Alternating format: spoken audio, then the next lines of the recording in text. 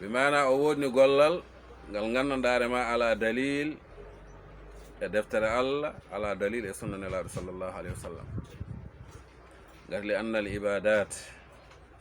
tawqifiyya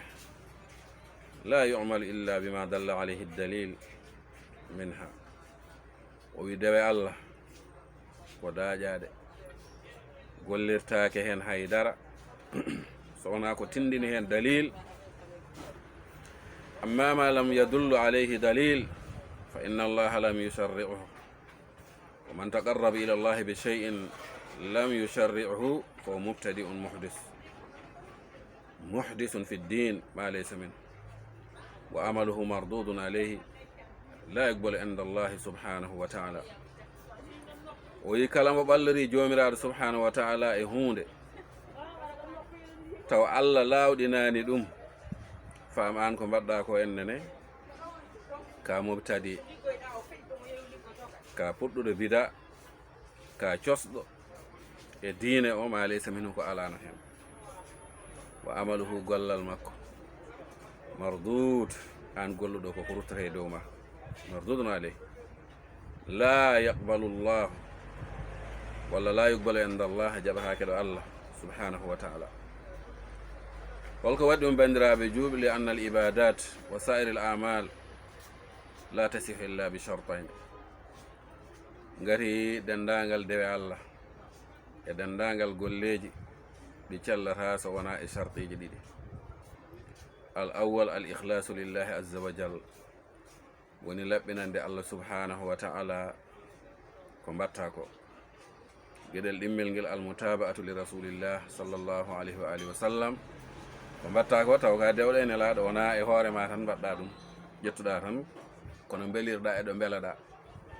ala alay sago laɓɓina gollal ngal mbaɗira Allah gueɗel ɗimmel ngel taw ka dewɗo kadi ene laaɗo sallllahu alayhi wa alihi wa sallam falaw anna al insani jaa bi ibadat muhdasa laysa fiha shirkun abadan kulluha khalisa lillah ولكنها ليست من سريعة النبي صلى الله عليه وسلم فهي بدعة مردودة لا تقبل وينغاتي ندو sinno fo o addino dewe Allah fuɗɗade de ngala shirku ni hay dara ala hen shirku kanje kala eɗe laaɓi omo laɓɓinani de Allah ko Allah wadiri kono walakinnaha laysat min sariati nabi sallllahu alayhi wa sallam kono dewe Allah de wadde jaakay sarine laaɗo sallllahu alayhi wa sallam ɗum jaggata fa hiya bid'atun ɗum ko bida mardudatun duttareɗo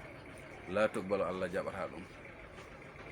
ɗum woni ko wiyata ko imam Malik rahimahullah imamu dar al hijra wa khayru l umuri ma kana sunnatan wa sharra al umuri al muhdasatu al bada'u ko ɓuri moƴƴude gueɗe e diineje koko woni sunna ko ɓuri bonde diineje woni ko sosa ko ko fuɗɗa ko wadde fo rad mardudun alayhi la yuqbalu inda Allah subhanahu wa ta'ala Allah jaɓata mahma at'aba al insanu nafsahu fihi wa mahma khalusat niyyatuhu fihi fala yunzaru ila salahi an-niyya wa husni al-qasd bal la budda min al-mutaba'a hatta yuqbalu al-amalu fa in khala min ahdi hadayn ash-shartayn fa huwa mardudun ala sahibihi fa fi hadha dalil ala butlan al-bid'a jami'iha wa anna sahibaha 'asimun ghayra ma'jur li annahu muhdisun fi dinillahi ma laysa minhu ɗum waɗi o wi gollal ngal koko ruttata e makko ngal jaɓetake ɗo Allah subhanahu wa ta'ala mahma at'aba al insanu nafsu ɗon ɗo tampini neɗɗanke o hoore muɗum fihi eɗe dewe Allah wa mahma khalusat niyyatu ɗon ɗo laɓɓini o wi ko Allah waɗirta fala yunzaru Cheikh Fawzan mi daaretake ila salahi niyya fewde moƴƴude an niyya ko husnil qasdi e yodde e fewde fandare balla budda min al mutaba'a alay sago ndewa e nelaɗo Muhammad sallallahu alayhi wa alihi wa sallam hatta yuqbalu al amalu haaja ɓe gollal ngal fa in khala min ahadi hadayni shartayni fo mardudun ala sahibihi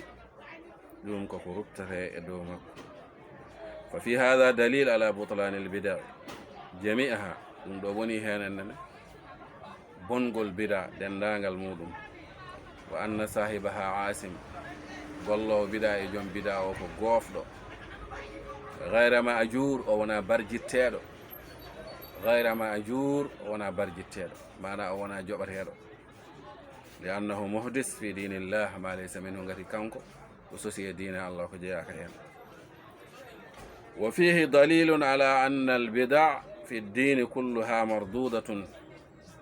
fa fihi raddun ala man yaqulu inna hunaka bid'atun hasana والرسول صلى الله عليه وسلم يقول في الحديث الآخر فإن كل محدثة بدعة وكل بدعة دلالة woni hen wonde dalil tindinorgal wonde bida e diine kala muɗum koko ruttete woni hen kadi duttugol e on biɗo inna hunaka bid'atun hasana ine toon bida moƴƴo o wi والرسول صلى الله عليه وآله وسلم نلاد من محمد عليه الصلاة والسلام يقول بي في الحديث الآخر حديث قرد فإن كل محدثة بدعة كلا قصصا قدم بدعة وكل بدعة دلالة كلا بدعة كديك مجر وهذا يقول هناك بدعة حسنة وإن جاء ودبي إن تون بدعة مجر فهذا مخالف لقول رسول الله صلى الله عليه وسلم ورد لون لما كنقول نلاد الله صلى الله عليه وسلم قال فليس هناك بدعة حسنة وإنما البدع كلها سيئة ومردودة بنفس الحديث لكن هؤلاء يحاولون إجازة البدع وتحسينها فيقولون عن بدعة الاحتفال بمولده صلى الله عليه وسلم إنها بدعة حسنة لأنها دليل على حب الرسول صلى الله عليه وسلم فعلى قولهم هذا يكون أبو بكر وعمر وعثمان وعلي وأكابر الصحابة لا يحبون الرسول صلى الله عليه وسلم لأنهم لم يقيموا المولد بل القرون المفضلة كلها لا تحب الرسول صلى الله عليه وسلم لأنها لم تحتفل بمولد النبي صلى الله عليه وسلم فليس إحداث البدع دليلا على محبة الرسول صلى الله عليه وسلم بل ذلك دليل على بغضه لأن من كان يحب الرسول فإنه يتبعه ولا يخالفه ولا يحدث البدع قال الشاعر لو كان حبك صادقا لأطعته إن المحب لمن يحب مطيع bandiraɓe julɓe o wi e ɓeeɗo wiyoɓe ene toon bida moƴƴo o ɗum ɗo ni lulndi konngol nelaaɗo sallllahu alih wa sallam ngati nelaaɗo yo kullu bidatin dalala an mbiyani wodi bida moƴƴo o yo kullu bidatin dalala o kullu dalalatin fin nar an mbiya bida moƴƴo ne woodi te nelaaɗo wi woodani ɗum waɗi o wi kanko cheikh fawsan ɗum lulnimo konngol nelaaɗo mouhammad alayhi salatu wassalam fa laysa hunaka bid'atun hasana ala toon bida moƴƴo wa innamal bida kulluha sayyi'a kala bida fof muɗum ko bonɗo o marduda komo gandanɗare ma duttateɗo bi nassil hadis e nassu hadis lakinna haulai kono ɓeeɗo yuhawiluna kamɓe de aɓe mbenno ijazatal bida dagnude bida wa tahsinaha e moƴƴinde ɗum fa yaquluna mbiyan bid'atil ihtifal bida mana wadde ko wayno gammuji ni wonande nelaaɗo sallllahu alayhi wa sallam ɓe mbiya innaha bid'atun hasana ɗum ko bida moƴƴo li annaha dalilun ala hubbi rasuli sallllahu alayhi wa sallam ɗum ko ɗum dalil e yidde nelaaɗo sallllahu alayhi wa sallam ni woni koɓe mbiya fa ala qawlihim ma dama wi wadde ihtifal o ɗum ko dalil yidde nelaaɗo sallllahu alayhi wa alihi wa sallam sa tugnima e konngol maɓɓe hada yakunu aboubacre wa oumar e ousmane e aliyu e akabiri sahaba la yuhibbuna rasul sallllahu alih w sallam way kono mbiɗa aboubacry e oumar e ousmane e aliyu e akabiri sahaba mawɓe sahabaɓe kamɓe jiɗano nelaɗo li annahum lam yuqimul mawlid ay goto e maɓɓe waɗani mawlud yamirani kadi yomman mawlud bal alqurun almufaddala kulluha ɗaccu boom alqurun almufaddala seekluuji ɗi nganndanɗaarma ko moƴƴi ɗi ɓurɗi ɗi kañumen fof la tuhibbu rasula sallllahu alih w sallam mbiɗa ko ɓe jiɗani laaɗo holɗum li annaha lam tahtafil be mawlidi sallllahu alih wa sallam. ɗum noon waɗa sahaa ɗi yi ɗum nana sahaa fof mbiya ɓeeɗo ɓe mbatta mawlude jiɗa nelaaɗo, ɓeeɗo ɓe mbatta mawlude jiɗa nelaaɗo. kala nde mbiɗa ni an neɗɗan ko faam a tuumi heewɓe ɓe mbatta mawlude jiɗa nelaaɗo, a tuumi ɓe mbiyataɓe ɓe kalduɗa ɓe nenda zaman ɓe, kono kadi de an a tuumi kadi mawɓe sahabaɓe, a tuumi aboubacry ngati waɗani ɗum, a tuumi o mo ganduɗa ma Oumar ibnul Khattab waɗani ɗum, a tuumi Ousmane waɗani ɗum, a tuumi Ali waɗani ɗum, a tuumi sahabaɓe maɓe mbaɗani ɗum, a tuumi almameɓe heɓe mbaɗani ɗum. ayde ɗum woni ɗo nenne bandiraɓe julɓe, wadde fa laysa ihdasul bidai dalilan ala mahabbati rasuli sallllahu alayhi wa sallam. wonani fuɗɗude bida ko ɗum dalil e yidde nelaɗo Muhammad alayhi salatu wasalam, bal zalika dalilun ala bu'dihi, ɗum ko tindinorgal bon firɗe a tikkini nelaɗo sallallahu alayhi wa sallam. li anna man kana yuhibbu rasul, ngati kala laatiɗo in yiɗi nelaɗo, fa innahu yattabi'uhu, o rewata nelaɗo sallllahu alayhi wa sallam, o ƴeewa no wiirini, o ƴeewa no waɗirini, o ƴeewa no juuldini, o ƴeewa no hajjirini, o ƴeewa kala e dewe muɗum Allah o ñemtina ɗum no wirni khudu anni manasikakum sallu kama ra'aytumuni usalli. ɗum ɗo de woni yidde nelaɗo sallllahu alayhi wa sallam, tepindo ɗamo, wala yukhalifu a lundata ko nelaɗo sallllahu alayhi wa sallam, wala yuhdisul bida a fuɗɗata bida. ɗum waɗi jimowi law kana hubbuka sadiqan la ata'tahu, sinno fof laatinoma giɗgol ma e nelaɗo ne gonɗi ma rewe nelaɗo. innal muhibba liman yuhibbu muti, ay giɗo mbo yiɗi o ɗoftoto ɗum. ayde giɗo mbo yiɗi o ɗoftoto ɗum. o wi wadde riwaya sani man amila amalan laysa alayhi amruna fo radd, ha joni kanko Fawzan haalato wi arriwayatul ula man ahdasa, yani man ahdasa ma lam yusharrihu llah, o Allah lawɗinani. wa riwaya saniya lam yuhdis bi mana wa innama ittaba man ahdasa amalan, o fuɗɗani kono noon ko dewɗo e on puɗɗuɗo gollal, ɗum ɓuri heewde. riwaya gadiɗo ka cosɗo, wa amma batte ndiɗo a sosani kono dewɗa koye cosɗo. ayde ahdasa ma lam yusharrihu. wa riwaya saniya lam yuhdis wa innama ataba man ahdasa amalan, o rewi koye cosɗo gollal, puɗɗuɗo gollal, laysa alayhi amru rasul sallllahu alayhi wa sallam, ala hen yamirore nelaɗo sallllahu alayhi wa sallam. fa amila huwa bihi, o golli ɗum, oɗo sara mubtadi an, o wattindima ko mubtadiyanke. fa man amila bil bida fo mubtadi wa in lam yuhdisa huwa, kala mo golli bida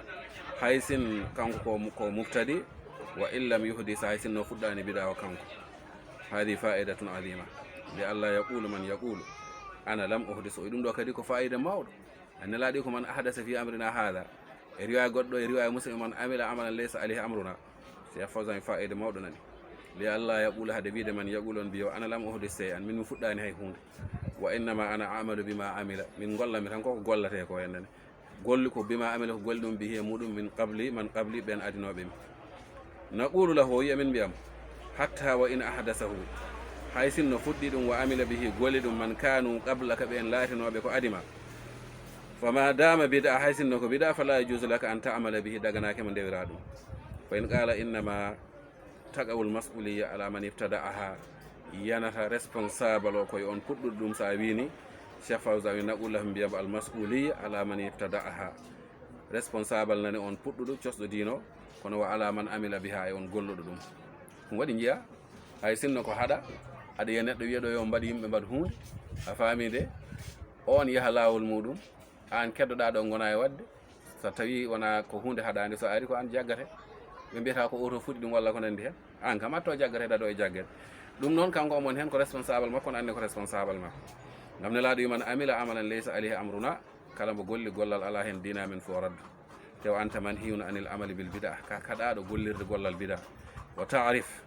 annahum manhiyuna amma ibtada'uhu, aɗa andi koɓe haɗaɓe koɓe cosi ko, fa kayfa tudawi'uhum, holko ɗoftantoɗaɓe, wa ta'malu bi amalihim, golla e gollal mabɓe. fa hadihi fa'idatu riwaya saniya, ɗum ɗo woni fa'ida riwaya ɗimmijo, anna al amala bil bida wa fi zatihi ibtida'un,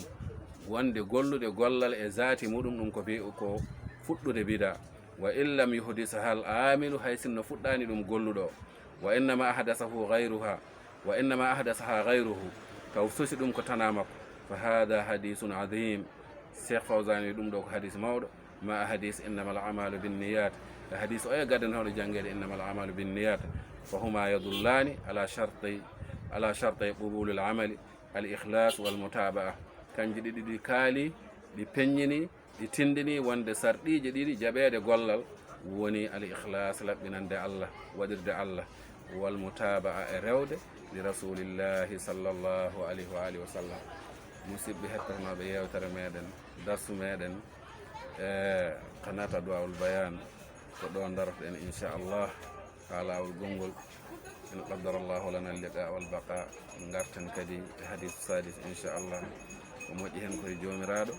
ko manki hen koye men e cheytane. eɗen ñaago yo allah yaafo en yaafo dendagal bandiraɓe julɓe wa akhiru da'wana an alhamdulillahi rabbil alamin. subhanaka allahumma bihamdika ashhadu an la ilaha illa anta astaghfiruka wa atubu ilayka. wassalamu aleykum wa rahmatullahi wa barakatuhu.